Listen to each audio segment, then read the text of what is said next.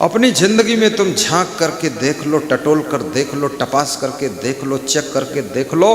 तुम अगर दुखी सबसे ज्यादा हो, उलझन में सबसे ज्यादा हो, टेंशन में सबसे ज्यादा हो, तो अपने परिवार के सदस्यों के कारण ही तुम सबसे ज्यादा दुख पाते हो, टेंशन पाते हो।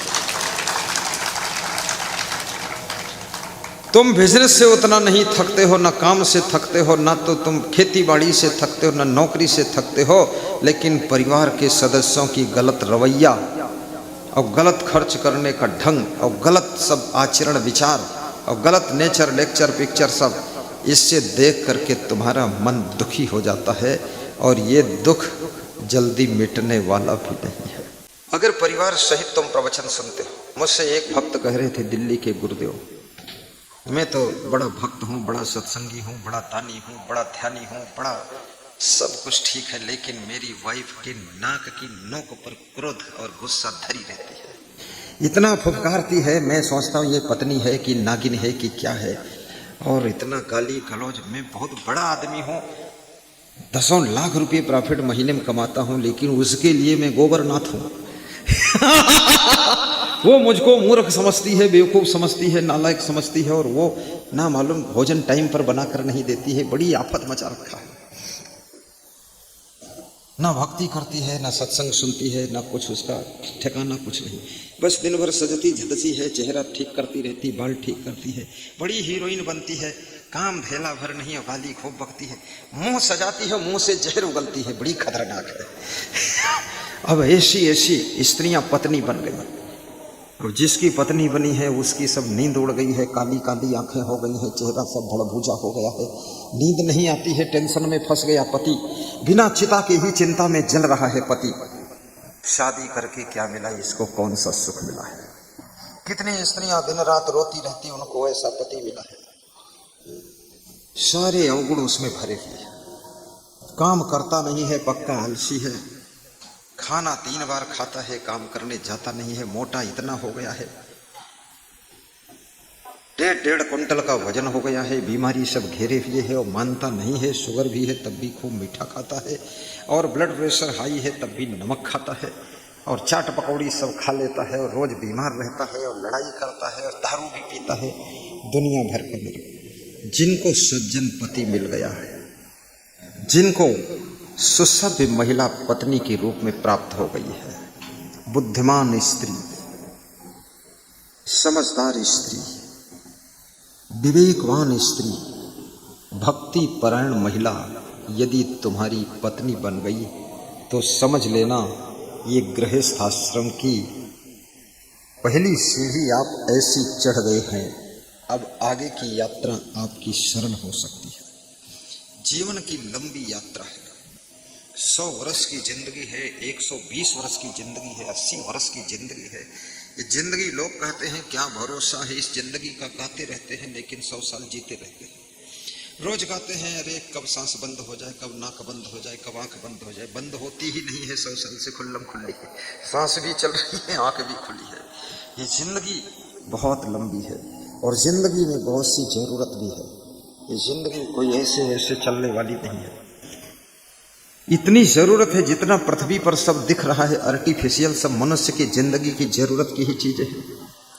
सड़कें वो भी तुम्हारी जिंदगी की जरूरत है, रेलवे लाइन वो भी तुम्हारी जिंदगी की जरूरत है, बिजली के खंभे तुम्हारी जिंदगी की जरूरत से जुड़े हुए हैं, और ये लाइट, ये बल्ब, ये माइक, ये सब साधु बन जाओ तो भी जिंदगी की जरूरतें बढ़ती रहती, कम नहीं होती हैं। माइक लाओ, ये लाओ, हार्न बजाओ, हार्न उधर मुड़ गया उसको सीधा करो, साउंड लगा दो, मोटा मोटा साउंड रख दो, टीवी स्क्रीन लगा दो, ये कर दो, कुर्सी डालो, श्रोता आएंगे, ये आएंगे, वो आएंगे। जिंदगी में जरूरत कम होने वाली नहीं है, और जो जरूरत को पूरा नहीं कर पाता है उसकी जिंदगी जिल्लत बन जाती है, किल्लत बन जाती है, और जो जरूरतों को पूरा कर लेता है उसकी जिंदगी सहज होती चली जाती है, सरल होती चली जाती है। बोलिए सद्गुरु भगवान की जय। इसलिए मेहनत करो, परिश्रम करो, विवेक से काम करो, संगठन से काम करो, फिक्र से काम करो, लापरवाही मत करो, अलाली मत करो, आलस्य मत करो, ऐसा वैसा खाना पीना बंद करो, फिजूल खर्ची मत करो, कुछ पैसा कमा करके दान पुण्य भी करो, और कुछ कम से कम अपने बच्चों के लिए भी थोड़ा पैसा, उनकी शिक्षा के लिए भी संभाल कर रखो। कुछ पैसा ऐसा भी रखो जिससे कि अचानक बीमार हो जाओ, तुम्हारा इलाज भी हो सके। और जवानी अवस्था में टाइम को बर्बाद मत करो, इधर उधर घूमने मत जाओ। कितने लोग मनाली कुल्लू घूमते और मनाने से मानते नहीं, मनाली कुल्लू गए। घर के लोग कहते हैं उल्लू है, वो कहते कुल्लू हो, उल्लम उल्लू कुल्लम कुल्लू। हमारे पास में कुल्लू मनाली का भक्त आया हिमाचल से, 5 दिनों से यहीं ठहरा हुआ है। नाम है सुभाष चंद्र। कहाँ बैठा है सुभाष? ढूंढो उसको, वो पीछे बैठा है, उसको आगे खतरा दिख रहा है। आ जा, उसको लगता आगे सब उल्लू है, पीछे कुल्लू निकल जाए। उल्लू नहीं है, यहाँ सब लल्लू हैं। आओ, ये देखो, ये सुभाष है, हिमाचल से आया, कुल्लू मनाली से आया, जहाँ झरने झरते रहते हैं, सेव के बगीचे हैं, संतरे के बगीचे हैं, जहाँ पर धरती का स्वर्ग जैसा है, पहाड़ ही पहाड़ है, नदियां ही नदियां हैं, झरने ही झरने हैं, जहाँ पर वृक्ष ही वृक्ष हैं, सेव के बगीचे बहुत बड़े बड़े हैं। वहां से आदमी आया। कहाँ गया आदमी? फिर पीछे बैठ गया। ये आदमी है, इधर बिठा लो इसको। हाँ, यहाँ बैठो इस लाइन में। ये 5 दिनों से यहाँ रह रहा है, मुस्कुरा रहा है, मिल रहा है, दर्शन कर रहा है, हम भी खुश हो रहे हैं। आज इसको समझ में आ गया, आज इसको अच्छा लगा, इसने जांच लिया, पड़ताल कर लिया, तपास कर लिया, चेक कर लिया। तो आज हमारे एक साधु को, जो सबसे सीधा साधु है, कृष्णपाल नाम है, उसको इसने 10,000 रुपया दिया है। कहा ये रख लो। तो मैंने मन में सोचा, इतने दिन से रह रहा, 5 दिन से रह रहा, ये पैसा क्यों नहीं दिया अभी तक, अपने पास धर कर क्यों बैठा? तो वो परख रहा था यहाँ लोग उल्लू है कि लल्लू है कि कल्लू है कि उठल्लू है कि कुल्लू है। वो कुल्लू से आया, तो 5 दिन में परख लिया कि लोग ठीक ठाक है, तब जाकर भंडारे के लिए 10,000 दिया है। ये पर्ची लिख कर आई। मोहन भाई आनंद से प्रजापति हैं, इन्होंने आए थे, गुरु को मिलने के लिए, मिल करके चले भी गए, 5100 दे गए। हमने कहा भोजन कर लो। बोले भोजन तो इतना किया हूं कि 3 दिन खाने की जरूरत ही नहीं है। ये बहुत बड़ी बात है जीवन में। जवानी परिश्रम के लिए है, और कोशिश यह करो कि लंबे समय तक जवान भी बने रहो। ज्यादा विषय भोग भी मत भोगो, ज्यादा टेंशन में भी मत पड़ो। भैया दैया, भैया रुपैया और दैया मैया, ये चक्कर में ज्यादा मत पड़ो। थोड़ा आनंद से सो भी जाया करो, थोड़ा प्रेम से भोजन भी कर लिया करो। ज्यादा वजन बढ़ने लग जाए तो थोड़ा भोजन घटा दिया करो, व्यायाम बढ़ा दिया करो। महिलाएं जब अकेली हों तो हाथ चलाया करे, थोड़ा व्यायाम करें, बैठी ना रहे। और महिलाओं को रस्सी पर कूदने का अभ्यास करना चाहिए। 80 साल की उम्र तक कूदो, वो 5-7 फीट की रस्सी होगी, बस 100 बार सुबह 100 बार शाम कूद जाओ, सारी बीमारियां खत्म हो जाएंगी। साधु महात्मा को भी व्यायाम की जरूरत है। हर समय जुकाम रहना, छींकते रहना, नाक चुवाते रहना, और ये सब छीछा लेदर मचाते रहना, अकच अकच के रखते रहना, उल्टी पलटी टट्टी गोबर में पड़े रहना ये साधु जीवन का लक्षण नहीं। अभी तक ये सोच लो क्या नुकसान करता है, क्या फायदा। सर्दी जुकाम है फिर भी शाम को फल खा रहे हैं साधु बाबा, इतना विवेक नहीं है। कितनी महिलाएं बहुत बीमार है फिर भी अरे 6-6 टाइम खा रही है, कुछ खा रही है। थोड़ा कम खाइए, जल पीजिए, खुश रहिए, और जोर से ठहाका मारकर हंसिए भी। ये तो संसार ऐसे ही चलता है, कचकच पचपच, और इसमें तुम टेंशन में इतना रहोगे, हंसना ही भूल गए। हंसना बहुत जरूरी है, स्वास्थ्य के लिए हंसना इतना आवश्यक है, दवाई से ज्यादा हंसना आवश्यक है। कृष्ण भगवान इसलिए हंसते रहते थे। कृष्ण भगवान के जीवन में संघर्ष बहुत थे। जन्म होने से पहले उनकी मां की हत्या करने के लिए मामा कंस ने तलवार उठा ली थी। आकाशवाणी हुई थी, जिसको तो बड़े प्रेम से विदा करके ले जा रहा है, इसका 8वां पुत्र तेरा वध करेगा। वो जो बोला इसी बहन को मार डालूंगा, फिर 8वां पुत्र कहां से होगा। तो कृष्ण भगवान के पिताजी ने कंस को, अपने साले को रोका कि जो पुत्र होगा तुमको हम दे देंगे, तुम उसको मार डालना, मेरी वाइफ को मत मारो। आखिर वो 8वां पुत्र काल पैदा हो गया। महाकाल का काल कृष्ण भगवान पैदा हुआ। भांजा ही अपने मामा को मारने के लिए धीरे धीरे बड़ा हो रहा है, और मामा कंस का वध करता है, क्योंकि कंस ने बहुत अत्याचार फैला रखा था। कृष्ण सिखाते हैं कि अपना खास आदमी है, खास रिश्तेदार है, सगा मामा है, लेकिन अत्याचार करने वाले का वध करना चाहिए। चाहे मामा हो और चाहे नाना हो और चाहे बाप हो, उससे दूर हो जाना चाहिए। कृष्ण ममता नहीं कर रहे हैं, और उन्होंने शांति के लिए, सुख के लिए ये भी संदेश दिया, विहाय कामान्य सर्वान्न पुमान शरत निस्पृहा निर्ममो निरहंकारा सा शांतिम अधिगच्छति। जो फालतू कामनाओं को त्याग कर देता है और निष्प्रही हो जाता है। निष्प्रही का मतलब होता है अब जो मिला है उसमें आनंद लेना सीख गया है, ज्यादा उसके मन में कोई कल्पना भी नहीं है, बस अपनी क्षमता के अनुसार कार्य कर रहा है। निर्ममो, जिसकी ममता भी खत्म हो गई है। हमारे से एक माता जी है लखीमपुर की, कह रही थी ममता भी सब खत्म ही है। धीरे धीरे तुम खत्म हो जाओ, तुम खत्म होने से पहले तुम ममता को खत्म करो, क्योंकि जिनसे ममता करते हो अगर ममता को जीते जी खत्म नहीं किया तो ये ममता तुमको बार बार संसार में जन्म मरण का चक्कर कटवाएगी। लेकिन जिनसे तुम ममता करते हो उनकी ममता खत्म नहीं करोगे तो भी तुम खत्म हो जाओगे, तुम खत्म हो जाओगे तो भी जिनसे ममता करते हुए तुमसे छूट जाएंगे, अलग हो जाएंगे, इधर रह जाएंगे, तुम किधर चले जाओगे। इसलिए मरने से पहले अपनी ममता को भी मारना सीखो। ममता, हमारे संत जी बहुत अच्छा भजन गाते हैं कि ममता तू न गई मेरे मन से। ये ममता जल्दी मन से जाती नहीं है, ममता अंदर घुसी रहती है। बड़ी खतरनाक ममता है, बड़ा खतरनाक आकर्षण है, बड़ी खतरनाक वासना है। एक सेकंड के अंदर आदमी का मन डगमगा जाता है, स्त्री का मन डगमगा जाता है, देखते ही मन फिसल जाता है, गड़बड़ हो जाता है। ये ममता कोई साधारण है। और ममता जरूरी भी नहीं कि अपने ही परिवार से होगी, अपने ही माता पिता से होगी। कभी कभी ममता तो गैर लोगों से हो जाती है और उनकी ममता के चक्कर में अपने परिवार के अंदर आदमी बहुत बड़ा आतंक फैला देता है। दूसरी स्त्री में यदि तुमको ममता हो गई तो अपनी पत्नी की पिटाई करते रहोगे, अपनी पत्नी को दुख देते रहोगे, उधर तुम फंस गए, तुम्हारी ममता वहां लग गई। और दूसरे परिवार में ममता हो गई तो अपने परिवार को सताते रहोगे, दुखाते रहोगे, पीड़ा पहुंचाते रहोगे। ये ममता भी अगर करना ही है तो अपनी फैमिली से ममता रखो, अपनी माँ से ममता रखो, अपने पिता से ममता रखो, अपने परिवार से ममता रखो। लेकिन ममता को भी संभालना पड़ता है, इसको कहाँ रखना है। यत्र तत्र अन्यत्र सर्वत्र ममता में तुम बदते चले जाओगे तो तुम्हारा परिवार सब तहस नहस हो जाएगा।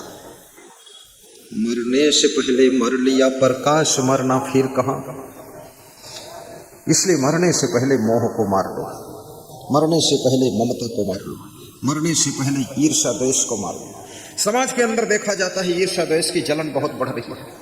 तुम्हारी उन्नति देखकर, तुम्हारी धन दौलत को देखकर, तुम्हारी गाड़ी लाड़ी बाड़ी साड़ी को देख करके, तुम्हारे परिवार के सुख शांति को देख करके, तुम्हारा बढ़ता हुआ नाम काम धाम देख करके लोग परेशान हो जाते हैं, लोग दुखी हो जाते हैं, लोग की छाती पर सांप लौट जाता है। लोग सोचते हैं इनका कैसे हम नुकसान कर दें। उतनी मेहनत लोग अपनी उन्नति में नहीं लगाते हैं जितनी मेहनत लोग तुमको नीचे गिराने में लगा देते हैं। ऐसे मूर्ख संसार में हैं लोग। बड़े धार्मिक हैं, बड़ा पूजा पाठ करते हैं, नमाज करते हैं, घंटी बजाते हैं, इबादत खूब करते हैं, अल्लाह इल्लाह करते हैं, ओम तमेव माता चबिता ओम ओम ओम, और उसके बाद सारा काम गलत कर रहे हैं, तुम्हारा नुकसान कर रहे हैं। एक भगत हमसे आकर के रोने लगा, राजस्थान का, बोला बड़ा परेशान हो गया, आपने आशीर्वाद दिया तो कार तो ले आया मैं, लेकिन कार की हवा निकाल देते पड़ोसी लोग, घर के अंदर खड़ी करने की जगह नहीं है। आपके यहाँ आना था, मैं सुबह सोचा 4 बजे निकलूंगा और स्टार्ट किया तो उसमें हवा ही नहीं। बड़ी टेंशन दे रखा, बड़ा मन दुखी हो गया, गुरुदेव क्या करूं, सब जलन करते हैं। तो मैंने कहा अब जलन शुरू हो गई, अब क्या करोगे बेटा। बोले गांव छोड़ दूं, क्या कर दूं। मैंने कहा छोड़ दे, जिला दूसरे जिले में चले जाओ। दूसरे जिले में जा करके 200 किलोमीटर दूर पर बिजनेस शुरू किया उन मक्कारों के कारण। वो सब काम बिगड़ देंगे। मेरा प्रोग्राम कराया, अपने गांव ले गया, इसी साल की बात, गांव का नाम नहीं लूंगा। वहां ले गया, वो गांव वालों को सब भंडारा किया, कम से कम गांव के दूसरे गांव के 20,000 लोग खूब हलवा खाए, पूड़ी खाए, बाटी खाए, चूरमा खाए। तो उसने सोचा थोड़ा खिला दो तब भी दिमाग को शांत हो जाए। मैंने कहा खिला दो, बेईमानों को देखते हैं को ठंडी ना। फिर बुला के सत्संग भी सुनवाया तो मैंने वही झरसुआपना ईर्ष्या द्वेष वाला इंजेक्शन लगाया। तो भगत तो बड़ा खुश हुआ, अब बाद को पता नहीं क्या रिजल्ट हुआ होगा। जलन, जो लोग दूसरों से जलन करते हैं उसकी सुख शांति सब जल करके राख हो जाती, खाक हो जाती है। इसलिए दूसरों से जलन मत करिए। कोई अच्छा कर रहा है तो धन्यवाद दीजिए, प्रसन्न होइए, खुश होइए, कम से कम इसने कुछ अच्छा किया।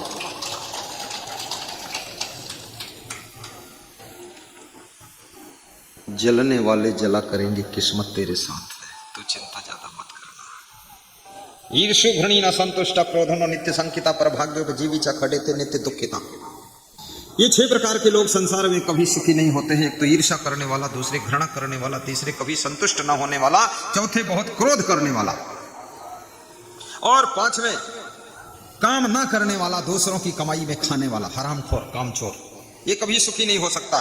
पर भाग्यजीवी और छठा व्यक्ति नित्य संकिता, जिसको सबके ऊपर शंका है, सबके ऊपर संदेह है, किसी के ऊपर विश्वास है ही नहीं, वो समझता मैं ही ठीक हूं, बाकी सारा संसार गलत है। गलत बात है, ऐसा सोचना भी गलत है। आपके साथ में कई लोग बड़े महान हैं, आप ढूंढ कर देखो, टटोल कर देखो, तुम्हारी पत्नी भी तुमसे शायद ज्यादा महान होगी, तुम्हारा पति भी तुमसे शायद ज्यादा ईमानदार होगा, तुम्हारी बहू भी बहुत ज्यादा जिम्मेदारी संभालने की क्षमता रखती होगी, तुम्हारा बेटा भी बहुत बुद्धिमान होगा। मैं एक आश्रम पर गया तो वहां का महंत जब चलता था तो छम छम घुंघरू जैसा कुछ बजता था। मैंने कहा क्या बज रहा है ये? पायल तो पहनते नहीं हो, पुरुष दिख रहे हो, स्त्रियां चलती उनके पाँव में पायल होती, छुम छुम बजती है, तुम्हारे में क्या छुम छुम बजता है? बोरे पायल से बड़ी पायल है। तो हमने क्या है तो खोल के कमर से दिखाया, सब जंजीर में सब उसके चाबियां थी, 25-30 चाबी सब बांधे। तो हमने कहा यही बज रही? बोले यही कमर में बांध रखा हूं। तो हमने कहा महंत तुम ही हो? बोले महंत हम ही है, क्या करें? तो हमने कहा तो चेले वेले नहीं? बोले हैं, चेले पर चोरी कर लेते हैं। अरे चेले हैं कि चोर है? ये किसी को विश्वसनीय बनाना भी पड़ता है। धीरे धीरे अपनी जिम्मेदारियों को दूसरों को सौंपना पड़ता है। शरीर छोड़ने से पहले थोड़ी थोड़ी जिम्मेदारियां भी दूसरों को ट्रांसफर करना चाहिए। जीते जी थोड़ा आनंद लीजिए, हल्के फुल्के रह करके जी करके देखो तो सही। हमारे पास में बहुत से संत हैं, सभी संतों के ऊपर जिम्मेदारी है, कोई संत खाली ही नहीं। सब कहते हैं आई एम बिजी लाइफ, अंग्रेजी में बोलता है। सबके ऊपर जिम्मेदारी है, और करीब करीब इसमें सभी संत 99% प्रबंधक हैं। अब एक संत अगर गलत निकल जाए तो सभी संतों पर संदेह करके रहोगे तो जिंदगी नरक हो जाएगी। एक व्यक्ति परिवार के अंदर गलत निकल गया, तुम सबके ऊपर संदेह करोगे तो बहुत गड़बड़ हो जाएगा। इसलिए विश्वास जीतने के योग्य भी बनो, ऐसे कार्य करो, ऐसा स्वभाव बनाओ, ऐसा अपनी जिम्मेदारियों को संभालो कि तुम पर तुम्हारी सासू का विश्वास हो जाए। सासू भरोसा कर ले, सासू सब चाबी तुमको दे दे और जिम्मेदारियां ले लो, सासू को हल्का फुल्का कर दो। कितनी सासुओं ने बहुओं को सारी जिम्मेदारियां सौंप दी, और कितनी सासुएं देखती हैं कि बहू इतनी आलसी है, चाबी दे दो, सुबह तक चाबी ही मिल जाए वही बहुत है, इतनी लापरवाह है, पता नहीं कहाँ छोड़ के आएगी, पानी की टंकी में न गिरा दे चाबी को। कुछ लोग लापरवाही के कारण बड़ी बड़ी जिम्मेदारियों से वंचित रह जाते हैं, और कुछ लोग फिक्र करने के कारण बुद्धि उतनी ज्यादा नहीं है, लेकिन बड़ी बड़ी जिम्मेदारियों को प्राप्त करके बड़े बड़े पदों पर शासन संभालते देखे गए। अपनी बुद्धि का भी पूरा प्रयोग कीजिए। मैंने तो एक ही बात देखा है, आश्रम में मैं आया तो मैं वहां का भी देखा मामला, जो जितना ज्यादा बुद्धि लगाएगा उतना ज्यादा उसकी बुद्धि बढ़ती भी है। सरस्वत के भंडार की बड़ी अपूर्व बात, ज्यों खर्चे त्यों त्यों बढ़े, बिन खर्चे घट जाते। ये बुद्धि की ऐसी कहानी है, खूब खर्च करोगे, खूब खर्च करोगे तो खूब बढ़ती चली जाएगी, और इसको कम खर्च करोगे तो कम होती चली जाएगी। इसलिए बुद्धि का खजाना खर्च करने से बढ़ता है, इसको खूब खर्च करना चाहिए। दिमाग का खूब प्रयोग करिए। कामचोर आदमी के पास बुद्धि होती है तो भी प्रयोग नहीं करता है, इस डर से कि काम करना पड़ेगा अगर बुद्धि प्रयोग करूंगा। और जब तक तुम अपनी कलाओं का प्रयोग नहीं करोगे, गुणों का प्रयोग नहीं करोगे, जब तक बुद्धि का प्रयोग नहीं करोगे, जब तक कुछ नया, कुछ बड़ा, कुछ सबसे हटकर उठकर नहीं करोगे, तब तक तुम्हारा न समाज में कहीं आदर होगा, न मूल्य होगा, न कीमत होगी, न सम्मान होगा, न तुम्हारा कोई स्थान होगा, न जगह होगी, न सुविधा होगी, और न तुमको कोई वाह वाह करेगा। तुमको लोग यही कहेंगे माटी का धोंधा है, बेकार आदमी है, बड़ा आलसी है, इसको यहाँ जरूरत नहीं। इसलिए ये शरीर एक दिन तो मरेगा ही, मिट्टी में मिलेगा ही। मिट्टी में मिलने से पहले इस शरीर से सोना कमा लीजिए, चांदी कमा लीजिए, उन्नति कर लीजिए, महल खड़ा कर लीजिए। ये शरीर नष्ट हो उससे पहले कुछ न कुछ कलाएं दिखा दीजिए। साधु बनो तो भी मेहनत करो। जितने साधु मेहनत नहीं करते, बीमार बहुत रहते हैं, बदसूरत बहुत रहते हैं, तकलीफ उनको बहुत रहती है, हर समय कांपते रहते हैं, हाज मौला, हाज मौला। ये सब दुनिया भर का झंझट बनाते हैं। बड़ी बड़ी जिम्मेदारियों को ले लीजिए, अरे पसीना निकलेगा, मेहनत करोगे, सारे लोग भागेंगे। और घर गृहस्थी में भी जिम्मेदारी लीजिए। बहू के आने के बाद अगर सासू का काम हल्का नहीं हुआ तो बहू का आना बेकार है। और बेटे के जवान होने के बाद भी माँ बाप अगर फ्री नहीं हुए तो बेटे का जवान होना भी बेकार है। और याद रखना, यदि जिंदगी में सम्मान से जिंदगी जीना चाहते हो तो बहुत कुछ आपको करना पड़ेगा, बहुत कुछ त्याग भी करना पड़ेगा, बहुत कुछ संतोष करना पड़ेगा, और बहुत कुछ आपको गम खाना पड़ेगा। गम खाने वाले, संतोष करने वाले, सहन शक्ति रखने वाले, सदाचारी लोग ही संसार के अंदर प्रतिष्ठा के पात्र बनते हैं, प्रतिष्ठा के पात्र बनते हैं, निष्ठा के पात्र बनते हैं। गुस्सा को भी कंट्रोल करिए। विदुर कहते हैं क्रोध बहुत खतरनाक है। कभी कभी क्रोध आता है, लोग जिनके आश्रय में रहते हैं उन पर भी क्रोध कर लेते हैं। विवेक करो, कभी कभी क्रोध आता है, परिणाम दिखाई ही नहीं देता इस क्रोध का रिजल्ट क्या होगा। इतना क्रोध में आविर्भूत न हो जाओ कि उसका परिणाम ही न दिखाई दे।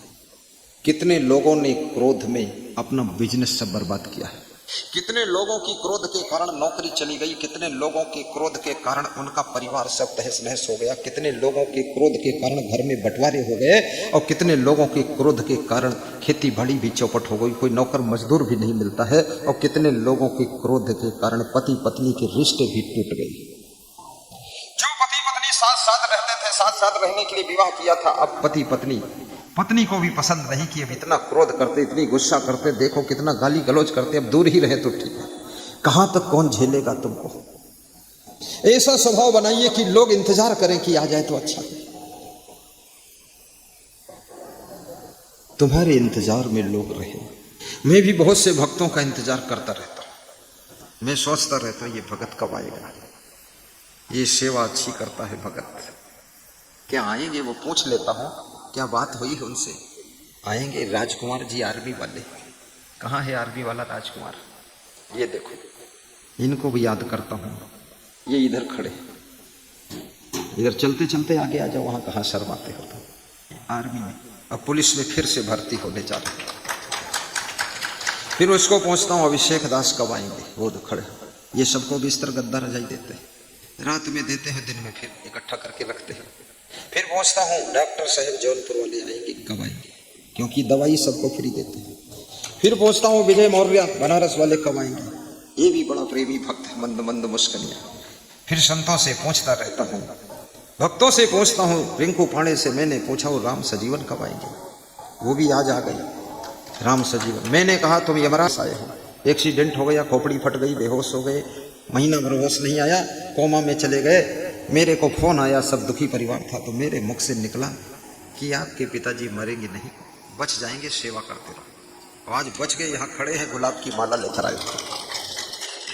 पूछता हूँ सुमन गुप्ता का परिवार कब आएगा, विलास गुप्ता कब आएंगे, विकास गुप्ता कब आएंगे, वो पान सिंह हरियाणा वाला कब आएगा, ऐसा पूछता हूँ। इस सारे लोगों की याद गुरु करता रहता है।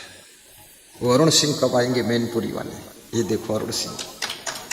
ये करुणा शर्मा उज्जैन से कब पधारेगी। यानी आपकी गुण, आपकी कला, आपका स्वभाव, आपका व्यवहार याद दिलाता है। गुरु को तो सब याद करते हैं, लेकिन जिनको गुरु भी याद करे वो महान भक्त होते हैं।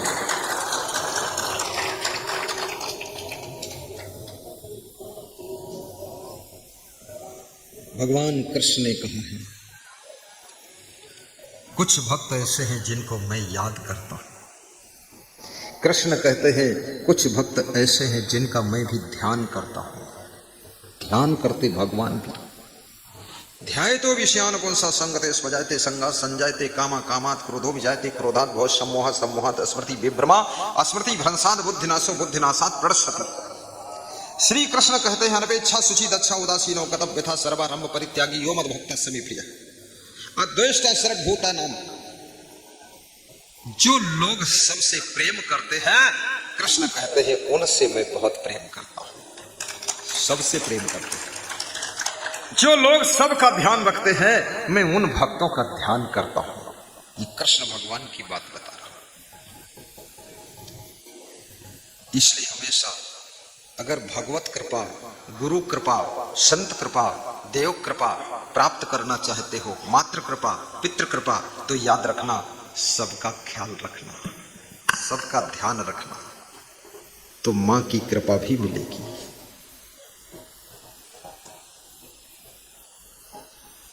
और अपनी बुद्धि का प्रयोग करो। तो मैं बता रहा था कि कैसे पितरों का कल्याण कैसे होगा, पितरों की आत्मा का उद्धार कैसे होगा, इस पर एक कथा सुनानी है। आज शुरू करूंगा और कब पूरी करूंगा कुछ पता नहीं। पूरी करने की मेरी जिम्मेदारी नहीं है, शुरू करने की जिम्मेदारी लेता हूं। स्टार्ट कर देता हूं। शेखरपुर एक बस्ती कहू, क्वास नाम तामे नप रहू। शेखरपुर नाम की एक बस्ती थी, शहर था, इलाका था, क्षेत्र था, जहां राजा क्वास रहते थे। उस राजा का नाम क्या था? राजा क्वास। क्वास, अभी तक इस धरती पर किसी का नाम क्वास नहीं सुना है, ये नया नाम आया, क्वास। राजा क्वास शेखरपुर के राजा थे। देखिए, बड़ी मनोहारी कथा है, मीठी कथा है, रस भरी कथा है, समझने वाली कथा है, पितरों की कथा है, और राजा क्वास से शुरू होती है। अंत समय यमगण चली आए, मारे पांद निज लोक सिधाए। अंत समय में जब राजा क्वास का अंतिम समय आया तो यमगण आए राजा को मारने के लिए। यमगण यानी यमदूत और यमगण, यमदूत से कठिन यमगण होते हैं। यमगण बहुत थोक में आए, ज्यादा संख्या में, क्योंकि राजा को मारने में थोड़ा झगड़ा भी हो सकता है, तो ज्यादा यमगण आए और राजा को मारा और बांधा और पिटाई किया, उसके बाद ले गए। अरे राजाओं की पिटाई भी यमदूत करते हैं, यमगण करते हैं, यमराज करता है। ये राजा लोग अभी उपद्रव मचा लो, तुमको यमगण कूटेंगे, इसलिए कृपया उपद्रव मत करिए। अंत समय यमगण चली आए, मारे बांध निज लोक सिधाए। मारी और बांध ली और यमलोक ले गए। देखी भानुसुत लेखा लीन्हा, पुण्य दूतन कहाँ आयस दीन्हा। देख भानुसुत, भानुसुत कौन? भानु माने क्या होता? सूर्य, और सुत माने पुत्र, सूरज का पुत्र अर्थात यमराज। सूरज के पुत्र यमराज। यमराज ने लेखा जोखा कर्मों का लिया और सब देखा टटोला और आदेश दे दिया कि इसको बांध के नरक में डाल दो, इसका कर्म फल यही। बड़ा मक्कार आदमी है। अब यमदूत यमगण नरक में लेकर चल दिए राजा क्वास को। जिंदगी भर राजपाट किया, खूब अच्छे अच्छे सोफा पर बैठा और अच्छा अच्छा भोग किया, खान पान किया, बड़ा रुतबा, ये अब नरक में डालने जा रहे हैं। ये हालत हो गई राजा क्वास की। देखी भानुसुत लेखा लीन्हा, पुण्य दूतन कहाँ आयस दीन्हा। आयस माने आज्ञा, अर्थ भी याद कर लो शब्दों के। आयस माने आज्ञा होता है। देव गण, यम गण, शिव गण, ये बहुत गण होते हैं। तो आज्ञा दे दिया कि इसको नरक में डालो, इसकी आत्मा को। डारो जाए नरक नृपये हो, 14 लाख बरस दुख दे। 14 लाख बरस तक इसको नरक में डालकर दुख दीजिए। 14 लाख बरस नरक भोगेगा, तब जाकर इसके कर्म से छुटकारा होगा। तो राजा साहब समझते थे हम बहुत आनंद में। 14 लाख वर्ष आए सुपाई नरक ढिगलाए, पीब रक्त जामे क्रम छाए। आज्ञा पा करके यमदूत यमगण राजा क्वास की आत्मा को नरक के पड़ोस में लाकर बिठाया। अब उस नरक को जब राजा क्वास ने देखा तो उसमें पीप भरा हुआ है। पीप जानते हो, जब फोड़ा हो जाता, वो पक जाता है तो उसमें पीली पीली जो मवाद निकलती है उसके पीप कहते हैं। और क्या पीप कोई मक्खन थोड़े है? पीप मवाद फोड़ा की वो सब भरी थी नरक में। वहां घी थोड़े भरा जो डुबकी लगाओ खूब malo घी दे हम अपने और रक्त खून खून खच्चर सब सड़ा खून वह भरा ना है। और कीड़े मकोड़े सब काटने वाले तरह तरह के सब सड़े गले कीड़वा रेंगे सब टांगई बड़ी छोटी मुंह लटकाओ। अब उसमें नरक में डालना था। राजा ने जब नरक के किनारे बैठ करके नरक देखा तो राजा का रोम रोम कांप गया, डर गया राजा की ये क्या होने वाला है। इसीलिए तो तुम कुंभ मेला में आए हो कि कुंभ में स्नान कर लूं, कुंभ में सत्संग सुन लूं, दान पुण्य कर लूं, संतों का दर्शन कर लूं तो शायद नरक से बच जाऊं, स्वर्ग में डाला जाऊं। और कोई कारण नहीं है और मैं कोशिश भी कर दूंगा। नरक तरफ तुम्हारी आत्मा जा रही हो तो यमराज से कह दूंगा कृपा करके मोड़ दीजिए, इधर ले जाए, ये हमारा भक्त है, इसको नरक में मत ले जाना। और यमराज से तो हमारा समझौता हो चुका सब। यमराज ने कहा तुम्हारे जितने परम भक्त हैं उनका नरक में न डाली, हमके उनका डर दे हो तो जान ले हो बनी न फिर। हाँ संत महात्मा का मामला नरक को उल्ट पलट दी संत को तो यमराज भी मानता है, यमराज भी सेवा करता है, चरण छूता है यमराज नहीं, यमराज खुद नरक में जाएगा। आगे कहानी देखिए। आयस पाई नरक ढिगलाए, पीबे रक्त जामे क्रम छाए। अब चाकल खोडस योजन केरा, 16 योजन गहिर निबेरा। 48 किलोमीटर चौड़ा, 48 किलोमीटर गहरा इतना नरक था और लंबा तो बहुत था। परे जीव बोड़ई उतराही, एको पल सुपास जहाँ नाही। और जो जीव नरक में पड़े थे उसी में डूबते थे, उतराते थे, फिर डूबते थे, एक दूसरे से मारकूट होती थी। नरक में पीप ममाद में सब लथपथ थे, पूरा नरक गंदगी। एक क्षण एक पल सुख नहीं था, शांति नहीं नरक में, ऐसा कष्ट भोग रहे थे। परे जीव बोड़ई उतराही, एको पल सुपास जहाँ नाही। तरे कीट तन करई बेहाला, जा रही मध्य अग्नि की ज्वाला। और नीचे से कीड़े काट रहे हैं, बेहाल कर रहे, नोच नोच के कीड़े काटते हैं नरक में। और बीच में जब पहुंचते हैं डूबने के बाद तो वहां पर आग की ज्वाला जला देती है। ऐसा नरक में दुख है। ऊपर यमगण मारही नाना, देखी त्रास नरक बहुत डराना। और जब नरकी जीव ऊपर उछल कर आते हैं तो यमगण मुगदर लेकर खड़े हैं, तो एक मुगदर पीठ पर धम्मस मारते थे तो फिर नीचे डूब जाते। बहुत त्रास देते हैं, बड़ा दुख देते हैं। ऊपर यमगण मारही नाना, देखी त्रास नृप बहुत डराना। बहुत डर गया राजा क्वास, क्योंकि वो तो अभी किनारे बैठा है, उसको नरक में डाला नहीं गया है। दूसरे लोग नरक में पड़े हैं, उनकी दुर्दशा देख कर राजा डर गया कि ये क्या होता है, अरे ऐसा नरक भोगना पड़ेगा मेरे को। लेकिन देखिए हर जगह कोई रास्ता निकल आता है, जहां आस है वहां कुछ खास है। रास्ता निकला, क्या हुआ? ताही ताही नरक मांज नृप के रे, पूरी खाए पत्तरी हेरे। और उसी नरक में राजा क्वांस के पुरखा पूर्वज भी सब पड़े हुए थे, सड़ रहे थे, दुखी थे। भूप ही लखी रोदन तिन ठाना, सुनि मही पयस बचन बखाना। राजा क्वांस को देख करके नरक में पड़े हुए पितर पूर्वज वो ज्यादा रोने लगे, खूब सिर पीट पीट कर रोने लगे। तो राजा क्वांस ने पूछा हमको देखकर क्यों रो रहे हो तुम? जितना पहले रोते थे उतने रोइए, हमको देखा तो डबल रोने लगे, तड़पने लगे, क्या बात है?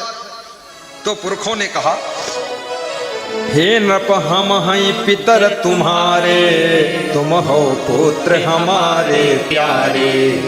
हे बेटा तुम हमारा लड़का हो और हम तुम्हारे पुरखा हैं, और तुम नरक के किनारे आ गए, इसलिए तुमको देखकर हम रो रहे हैं कि हम तो नरक में पड़े ही हैं, अब तुम भी नरक में डाले जी हो। तो अब हमको नरक से निकलने का कोई उपाय नहीं बचा, अब कैसे हम निकलें? को तुम हो जो हम ही निहारी, लागे हो रोदन करन पुकारी। आप कौन हैं जो हमको निहार कर देख करके रोने लगे? बोले हम तुम्हारे पुरखा हैं, हम नरक में पड़े हैं, दुख भोग रहे हैं, और तुम नरक के किनारे आ गए हो, तुम भी डाले जाओगे। अब हम सोच रहे हैं ना हमारा कौन उपाय, हम कैसे निकले? क्योंकि तुम्हारी एक आशा थी कि एक लड़का है ये शायद कुछ भक्ति करेगा। बोले भोप बहुर तिन पाही, काहे परो नरक के माही। राजा क्वास ने अपने पूर्वजों से, पितरों से, पुरखों से पूछा किस कारण से तुम लोग नरक में पड़े आकर, वो तो बता दो। तो उन्होंने बताया कि मैं बताऊंगा, लेकिन तुम और कुछ पूछना चाहो सब एक साथ उत्तर देते हैं। बोले ये बताओ कि तुम दान कबहु नहीं कीन्हा, कि तुम विप्रण कहा दुख दीन्हा, कि संत ही बोले हो कटुबानी, बोले बहुरी पितर सुत जानी। या तो आपने कुछ दान नहीं किया है इसलिए नरक में पड़े हो, और या तो आपने कोई संत महात्मा महान संत को खूब कड़वी वाणी बोला, गाली गलौज किया है इसलिए नरक में पड़े हो, और या कि विवेकवान पुरुषों को तुमने दुख दिया है इसलिए नरक में पड़े हो। क्या कारण है? तो पूर्वजों ने कहा, पुरखों ने, दीन पुत्र सैयादिक ताना, गजरथ बाज पाल की नाना, पूजे देव विपुल बहु भांति, विप्र जमाए दिन अरुराती, ए सब कीन द्रव्य पर आनी, ताते भई पुण्य की हानि, जीव मारी बहु कीन आहारा, ताते पावा नरक अपारा। मैंने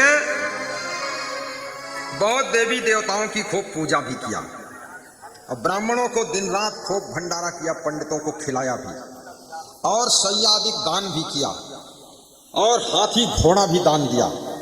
लेकिन मैंने जीवों को मार करके मांस मछली खूब खाया, शाकाहारी नहीं बना, इसलिए मुझको पाप लगा, जीव हिंसा का पाप, और जिस पाप के कारण मैं नरक में डाला गया और मुझे दुख मिल रहा है। ये सोचिए, इसलिए मांस खाना छोड़ दीजिए, मछली खाना छोड़िए। कितने लोग ऐसे हैं जो शाकाहारी हैं? हाथ उठाओ। और एक गजब है, सब तुम सब स्वर्ग में चलोगे, बढ़िया बढ़िया। हम भी वहीं मिलेंगे, वहीं फिर सुनाएंगे प्रवचन, देखना।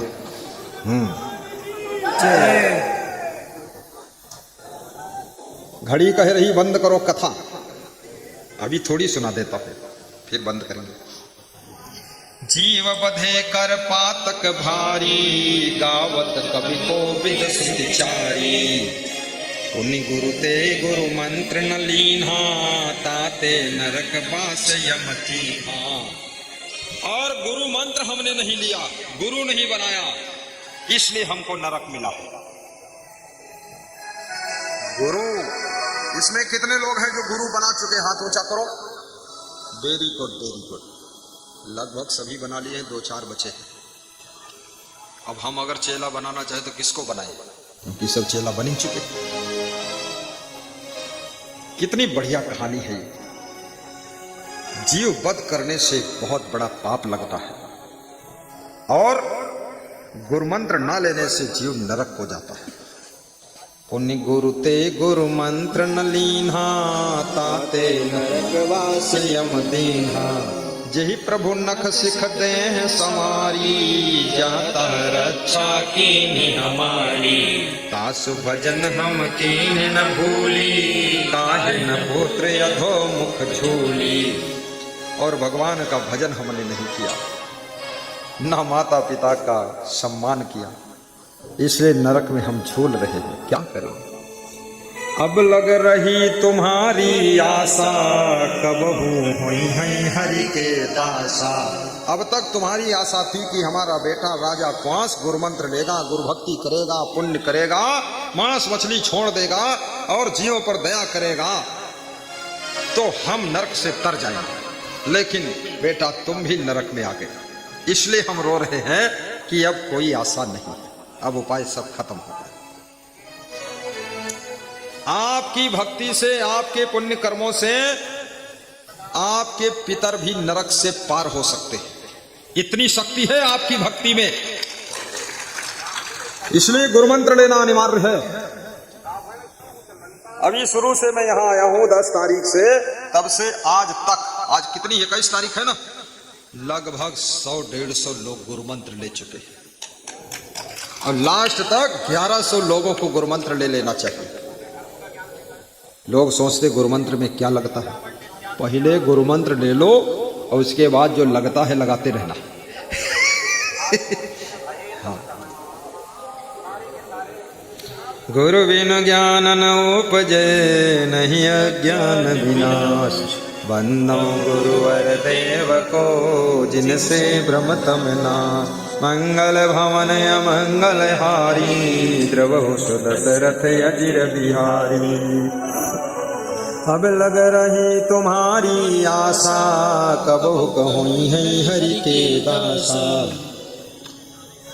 तब हमारे होई निस्तारा, बसब जाई सुरलोक मढ़ारा। सो तुम हूँ हरि भक्ति न कीन्हो,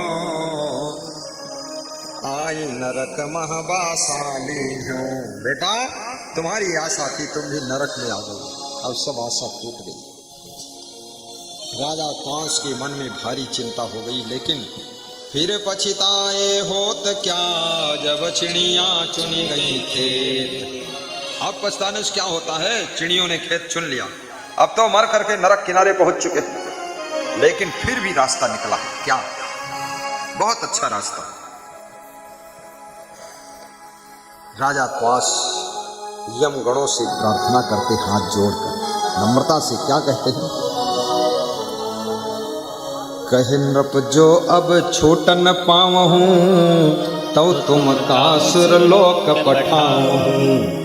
हे पिताजी दादाजी, दुख मत मानो, अगर आज भी हम नरक से छूटकर वापस चले जाएं धरती लोक में, तो तुमको हम देवलोक पहुंचा देंगे। ऐसे हम पुण्य करेंगे जाकर और सब सुधार करेंगे, गुरुमंत्र लेंगे।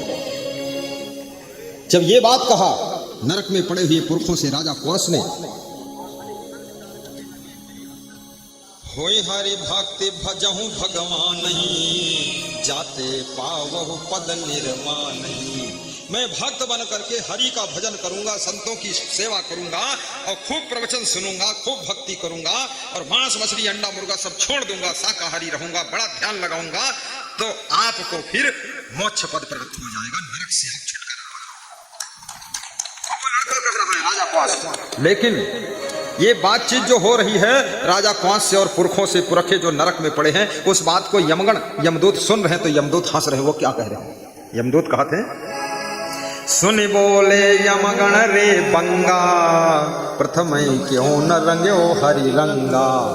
यमगण बोले, अरे बांगड़ू आदमी, बंगा माने बांगड़ू।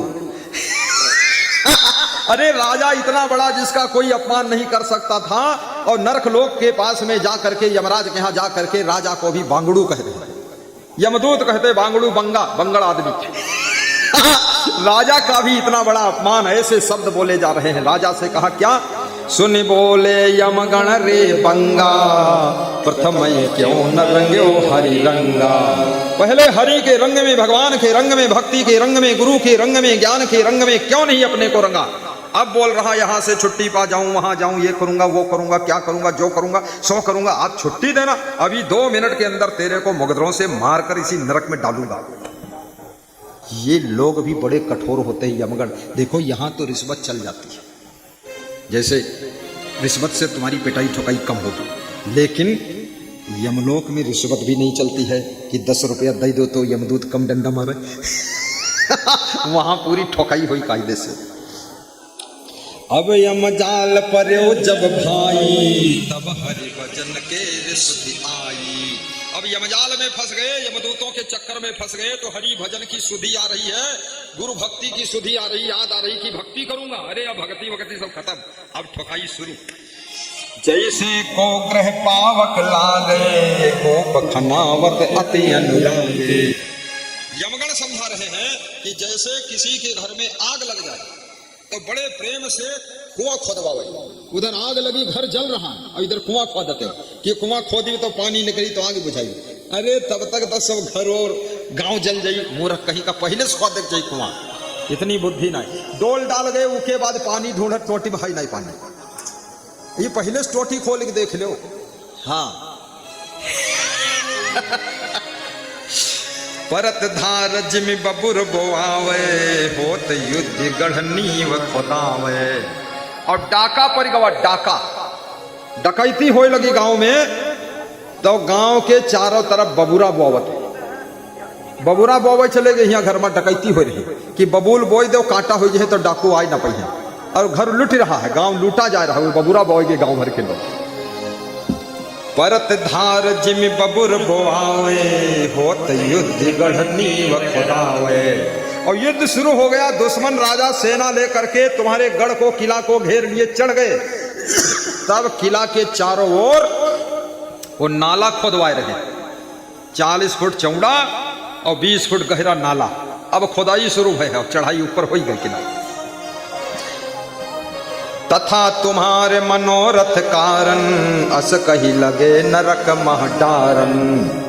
हे राजा, तुम्हारा सब ऐसे ही हाल है, आग लगे तब कुआं खुदावे, इसलिए अब जो सोच रहे हो कि भक्ति करूंगा, ये करूंगा और छुट्टी पा जाऊं, वहां जाऊं, छुट्टी कहां मिलनी, अब तो नरक में डालूंगा।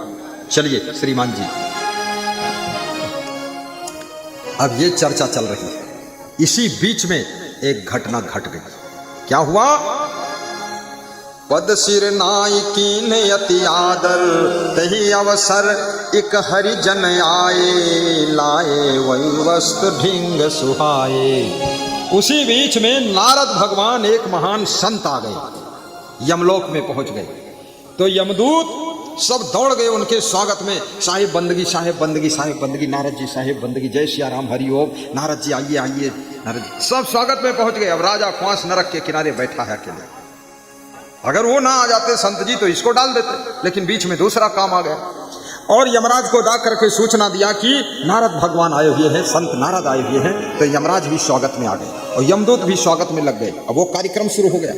तो राजा ने बुद्धि लगाया कि कोई ऐसा आया है जो यमराज से भी बड़ा है, यमदूतों से बड़ा है, जिसके स्वागत में यमदूत और यमराज सब खड़ा है, इसका मतलब वो सबसे बड़ा है, और जिसके चरणों में यमराज भी पड़ा है। तो ये राजा क्वास यहाँ क्यों बैठा है, ये भी चले वहां कुछ बन सकता काम। राजा क्वास वहां से उठा नरक किनारे से और वही भीड़ में पहुंचा जाकर जहां स्वागत हो रहा था। तो राजा क्वास ने हाथ जोड़ा नारद जी को, नमस्कार नमस्कार नारद जी, प्रणाम प्रणाम। खीसे काढ़ा, कभी हंस करके साधु से मिला ही नहीं जिंदगी में, बहुत क्रोध करी, अब आज खीसे काढ़ा रहे, नमस्ते साहेब बंदगी साहब, हाँ खीसे काढ़ा। तो नारद जी देखे नहीं तो जिंदगी में भक्ति करवे नहीं करी, आज खीसे काढ़ा। और नारद समझ गए राजा कौन से, बोला तुम कैसे यहाँ आ गए? बोले सब कर्म का फल है राजा साहेब, हम राजा वाजा कुछ नहीं, आपकी कृपा। देखी पद सिर नाई कीन अति आदर, लाए वयो सस्त ढिग सादर। और चरण पखारा, सिर नवाया, देखी कृतांत उठे हर साई, करी दंडवत लीन उरलाई। और कृतांत माने यमराज, यमराज उठे, खुश हो गए नारद को देखकर और दंडवत प्रणाम करके हृदय से लगाया कि आप आ गए, हमारा नरक लोक धन्य हो गया। कनक सिंहासन आसन दीन्हा, पद पखारी पागो दकलीहा। यमराज ने सोने की सिंहासन पर महान संत नारद को विराजमान कराया और सोने की थाल में उनके अमृत भी पान किया। यमराज भी भक्ति करता है, अन्यथा नरक का अधिकारी मालिक होते हुए वो भी नरक में डाला जाएगा। यमराज कितनी सेवा किया। धूप दीप करि कर जोरी, लागे स्तुति करन बहोरी। धूप दीप आरती किया, हाथ जोड़कर वंदना किया, पूजा किया, स्तुति किया। देखी प्रभाव नृपहु ढिग आवा, राम भक्त सो बिनती लावा। ये प्रभाव देख करके राजा क्वास नरक के किनारे से उठ करके वहां पहुंचा और हाथ जोड़कर वो भी विनती करने लगा, प्रार्थना। नमो नमो तुम पतितन तारन, नमो नमो प्रभु विपत्ति निवारन। नमो नमो तुम परोपकारी, मोहि नरक ते लेहु बारी। राजा क्वास हाथ जोड़कर खड़ा हो गया और नमो नमो करके विनती वंदना प्रार्थना करने लगा। क्या कर रहा है? नमो नमो तुम पतितन तारन, नमो नमो प्रभु विपत्ति निवारन। नमो नमो तुम परोपकारी, मोहि नरक ते लेहु बारी। सुनि बिनती भे संत दयाला, रवि सुतते बोले तत्काला। या को छाण फांसते दीजे, इतना कहा हमारो कीजय। नारद जी पिघल गए, खुश हो गए, संत महात्मा दया आ गई और खुश होकर के बोले, ए यमराज एक काम कर दो मेरा। क्या? बोले ये जो राजा क्वास है ये नरक में डालने जा रहे, इसको फांस से छुड़ा दीजिए और इसको पुनः मृत लोक भेज दीजिए, जिंदा कर दीजिए। अब नारद की बात को यमराज डाल नहीं सकते थे, बोले ये मस्त यही होगा। वहां से छोड़ दिया गया, आत्मा छूटी। इधर लाश पड़ी थी, सब रो रहे थे, रानी रो रही थी, पुत्र रो रहा था, राजकुमार रो रहा था, पूरे मातम छाया हुआ था नगर में कि राजा मर गए। और जब उधर से आत्मा छूटी तो फिर से लाश हिली डुली, उठकर बैठ गए राजा साहब। सब हाहाकार हो गया, राजा जिंदा हो गए, राजा जिंदा हो गए, राजा फिर से जिंदा हो गए। या को छाण फांसते दीजे, इतना कहा हमारो कीजे। करहि जाए हरि भक्ति नरेसा, मिटहि जाहिते सकल कलेसा। संतन कहा मानियम लीन्हा, तुरत ही छाण नरेश दीन्हा। ऐसे हई हरि भक्त कृपाला, सहज निगे सिर नर कहि निहाला। छोट भूप मृत लोक कहीं आवा, मृतक देह निज प्राण समावा। उठत नृपत भे लोग सुखारे, सकल कहानी बड़ भाग्य हमारे। राजा उठ करके बैठ गया। सब लोग बोले हमारे बड़े भाग्य हैं जो राजा साहब फिर से जीवित हो गए। वाह! तब महीप यमलोक की कथा कहीं सब गाय। जही विधि देखे पितर निज, दीन है संत छुड़ाए। सब यमलोक की कथा सुनाया, सब बताया ये वहां मैंने देखा है, नारद जैसे संत की कृपा से छूटा हूं।